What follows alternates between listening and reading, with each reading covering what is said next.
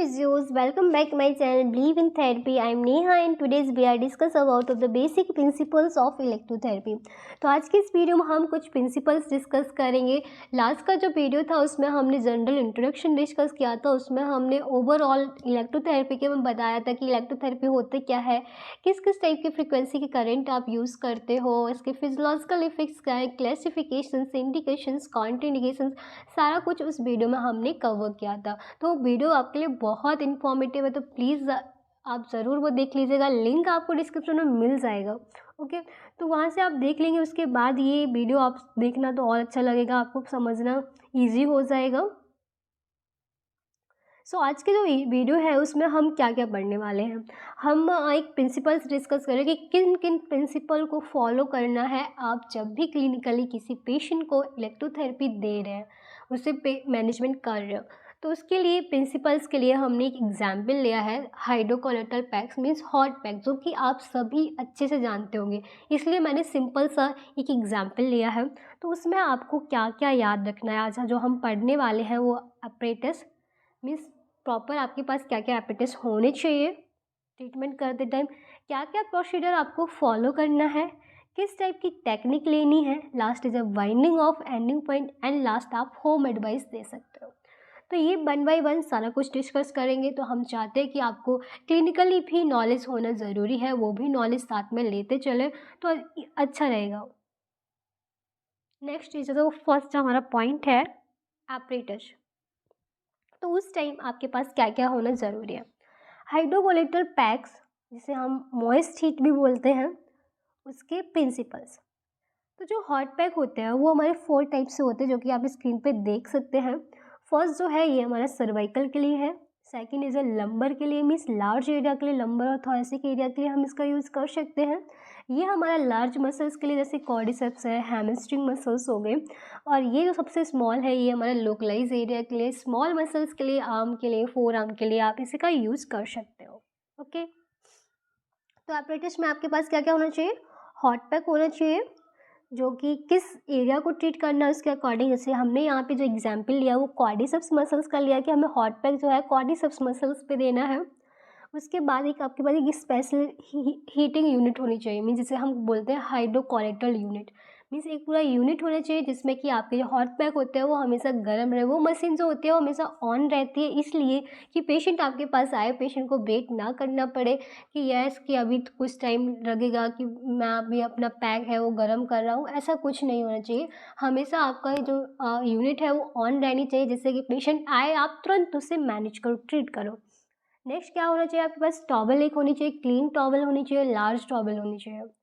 Next is a hot pack cover. जो आपको hot pack cover होता है या उसका यूज़ कर सकते हो, या एक बेडशीट हॉट पैक है वो कवर हो जाए. Okay, next is a timer. एक टाइमर वॉच होनी चाहिए जिसमें कि आप एक टाइमर लगा दो. यस, इस टाइम से लेके इस टाइम तक का आपने एक टाइम पीरियड लगा दे. 15 मिनट्स 20 मिनट्स का एक टाइम पीरियड लगाते हैं. हाँ, इतनी देर तक आपको ये लगा के रखना है. जैसे 20 मिनट्स होंगे वो टाइमर है वो अपने आप साउंड करने लगेगा, इससे आपको पता चल जाएगा. इससे जब बेल भी लगा सकते हो जो कि बेल बजने लग जाए. ओके, तो ये सारे जो है अपरेटस है जो कि आपको यूज़ करने होते हैं जब भी आप पेशेंट को ट्रीट कर रहे होते हैं. ओके, नेक्स्ट आप समझते हैं क्या क्या प्रोसीजर आपको फॉलो करना है. जैसे ही आपके पास पेशेंट आता है सबसे पहले आप पेशेंट से मिलें, अच्छे से give the patient. Second is introduction yourself to the patient. अपने बारे में पेशेंट को बताएं. उसके बाद पेशेंट के बारे में अच्छे से पूछिए, उसका इंट्रोडक्शन लीजिए, उसका हिस्ट्री लीजिए, वो भी पेशेंट से. आपको हिस्ट्री से उसकी प्रॉब्लम समझ आएंगी, उसे क्या प्रॉब्लम है, कहाँ पेन हो रहा है. जैसे यहाँ क्वाड्रिसेप्स मसल्स में पेन हो रहा है पेशेंट को, तो आपको प्रॉपर हिस्ट्री लेनी है. कैसे, कब से पेन स्टार्ट हुआ है, क्यों पेन होना स्टार्ट हुआ, क्या ऐसा किया था, वो कब कब किस टाइम आपको बहुत ज़्यादा पेन होता है, क्या आपके एग्रीवेटिव फैक्टर्स है, क्या आपके रिलीविंग फैक्टर्स है. तो पेन का पूरा आपको असेसमेंट लेना है कि किस टाइम पेन मतलब क्या ड्यूरेशन रहता है, किस टाइप का पेन होता है. ये सारी चीज़ें आपको पेशेंट से हिस्ट्री लेंगे तभी आपको अच्छे से पता चलेगा. नेक्स्ट आप check and inquire absolute and relative contraindications means उस प्रॉब्लम से जो पेशेंट ने आपको बताया हिस्ट्री के टाइम, तो उसमें आपको ये चेक करना है कि इस पेशेंट के लिए क्या-क्या कॉन्ट्राइंडिकेशंस हो सकते हैं। सपोज़ पेशेंट से आपको पूछना है कि आपका फीमर का फ्रैक्चर तो नहीं हुआ है। यदि फीमर का फ्रैक्चर हुआ है तो वहाँ पे मेटल इम्प्लांट हुआ होगा, तो आप हॉट पैक देंगे तो मेटल है बहुत ज़्यादा हॉट हो जाएगा और वहाँ के छोटे-छोटे जो हमारे मस्कुलर फाइबर्स होते हैं या ब्लड सर्कुलेशन होता है वो इंक्रीज़ हो जाता है, मस्कुलर फाइबर्स टियर हो जाएँगे। ओके, तो ये सारी चीज़ें आपको पेशेंट से पता करना है। तो इसलिए आपको हिस्ट्री प्रॉपर अच्छे से लेनी होगी।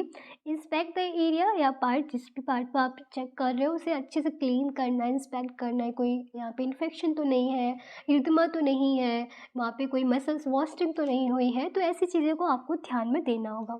और क्या क्या कर सकते हैं, 6 पॉइंट हमारा है।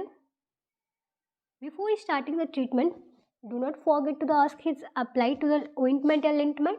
मीन्स जब भी आप प्रोसीजर अप्लाई कर मीन्स कर रहे हो, आप पूरा ट्रीटमेंट फॉलो करने वाले हो, तो उससे पहले आपको पूछना है पेशेंट से कि क्या आपने कोई ट्यूब या कुछ स्प्रे वगैरह तो यूज़ नहीं किया है, कोई ऑइंटमेंट तो यूज़ नहीं किया हुआ है उस एरिया पे। तो ये पता कर point is a clean the area with soap and water. उस एरिया को आपको क्लीन करना है, आप क्लीन करेंगे अच्छे से, उसके बाद ही ट्रीटमेंट स्टार्ट करेंगे। Next is a wipe the area with towel and dry it. उसके बाद आप उस एरिया को अच्छे से क्लीन करके टॉवल से ड्राई करके उसके बाद आप वहाँ पे क्लॉथिंग को रिमूव कर देनी है। यदि कोई ज्वेलरी पेशेंट ने रखा तो उस ज्वेलरी को रिमूव करना है। सपोज पेशेंट को आप बैग के लिए ये पैक का यूज़ कर रहे हो तो वहाँ पेशेंट बेल्ट का यूज़ करता है, कुछ लेडीज़ होती है कुछ ज्वेलरी का यूज़ करती हैं, तो वो आपको वहाँ ध्यान देना है, इंस्ट्रक्ट करना है पेशेंट को कि रिमूव कर देना है। और यदि पेशेंट कंफर्ट हो रहा है उसकी प्राइवेसी के अकॉर्डिंग ही आपको क्लॉथ को रिमूव करना है। पेशेंट से आपको पहले पूछ लेना है, परमिशन लेनी है, उसके बाद ही आप उस पे कोई भी काम कर सकते हो। पहले पेशेंट की परमिशन ज़रूरी है। ओके, आप समझते हैं क्या क्या टेक्निक आप अप्लाई कर सकते हो।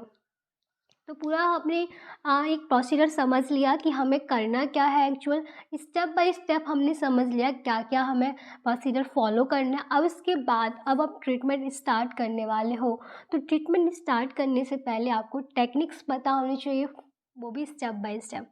तो फर्स्ट टेक्निक क्या है, make the patient lie in a comfortable position in supine. जो पेशेंट की पोजिशनिंग होनी चाहिए, कंफर्टेबल पोजीशन होनी चाहिए। पेशेंट को पहले तो पूरा आपको एक टेक्निक जो आप प्रोसीजर फॉलो करने वाले हो वो आपको एक्सप्लेन करना होगा। पेशेंट को आप बता देंगे कि हम आपके साथ ये करने वाले हैं, तो पेशेंट आपके साथ कंफर्ट हो जाएगा। ओके, वरना पेशेंट अब अंदर से बहुत ज़्यादा एक डर रहेगा उसे, ये क्या करने वाले हैं, इससे कि उसका बीपी और ज़्यादा बढ़ जाएगा। तो इन सारी चीज़ों को भी आपको ध्यान रखना है, आपको साइकोलॉजी भी पेशेंट की समझनी होगी। Okay, second point is a wrap the hot pack in 6 to 8 layers of dry towel.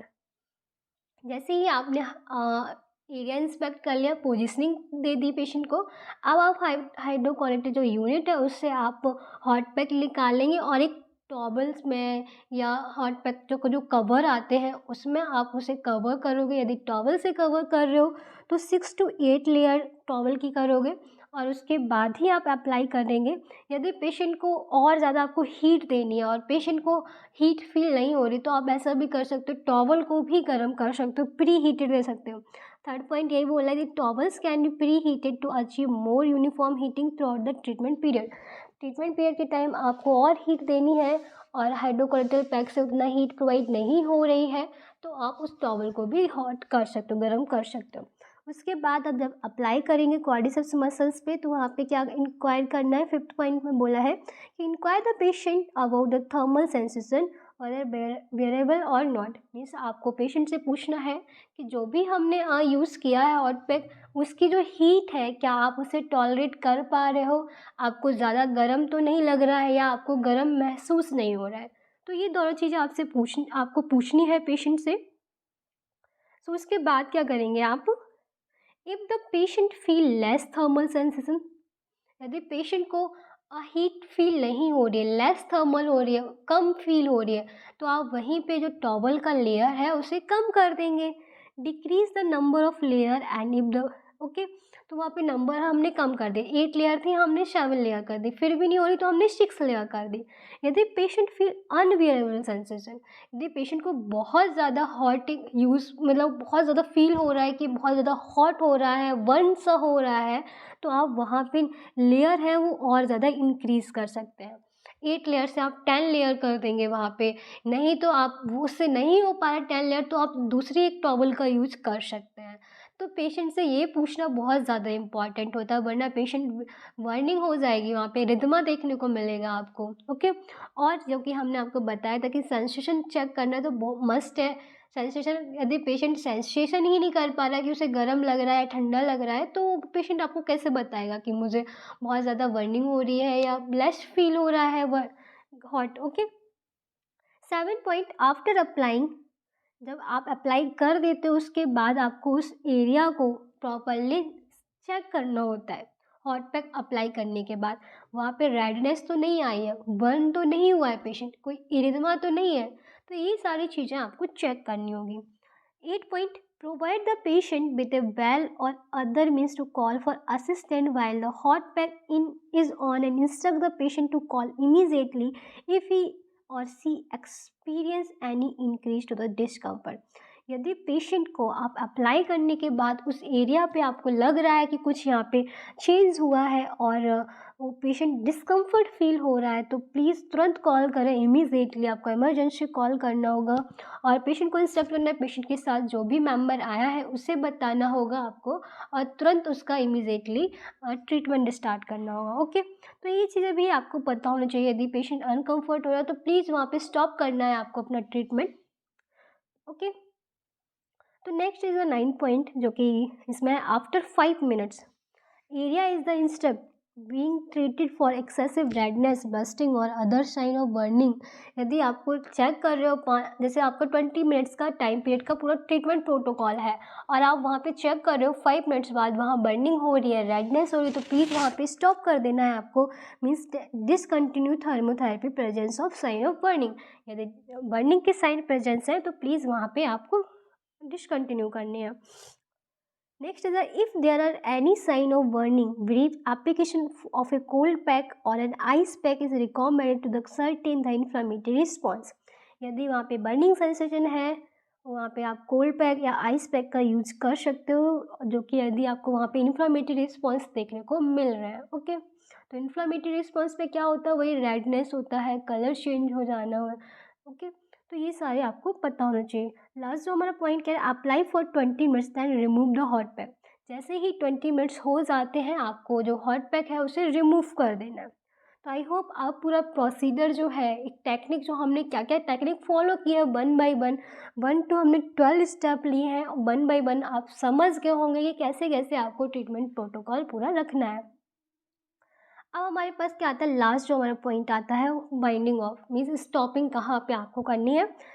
जैसे ही आपने 20 मिनट्स हो गए, आफ्टर 20 मिनट्स आपने हटा दिया हॉट पैक, उसके बाद आप उस एरिया को इंस्पेक्ट करेंगे। Inspect the treatment area for any sign, तो कोई ऐसा एडवर्स इफेक्ट तो नहीं दिखा वहाँ पे, कोई साइन तो आपको नहीं मिला वहाँ पे। यदि ऐसा कुछ होता है, साइन मिलता है, अनकंफर्टिंग हो रही है पेशेंट को, तो please report to the HOD immediately, और इमीडिएटली कोई सीनियर है आपका तो उसे आपको इन्फॉर्म करना, नहीं तो इमरजेंसी तुरंत कॉल करना है आपको, और पेशेंट के अटेंडर को भी बताना है, पेशेंट को भी बताना है, ओके। तो ये सब करने के बाद आप यदि अच्छे से हो जा रहा है, कंफर्टिंग हो रहा है, मैनेजमेंट अच्छे से हो रहा है, तो आप होम एडवाइस पेशेंट को दे सकते हो। होम एडवाइस में आप दे सकते हैं कि हॉट वाटर का यूज़ कर सकते हो, इतना वेरेबल होता है। जो हमारे हॉट पैक आते हैं, हॉट बॉटल आती है, तो उन चीज़ों का आप यूज़ कर सकते हो डे में twice daily at home, means एक दिन में आपको 2 बार यूज़ करना है 10 to 15 मिनट्स के लिए।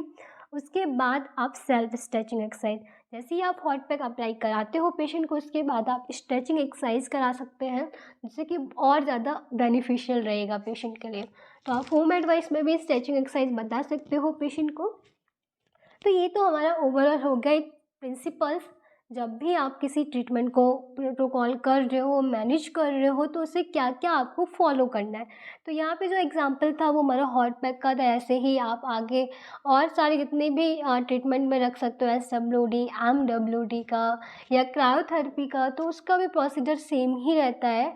बस डिफरेंट होता है कि किस कंडीशंस पे हो रहा है, किस एरिया पे हो रहा है और मशीन जो है वो किस टाइप की फ्रीक्वेंसी का करंट है।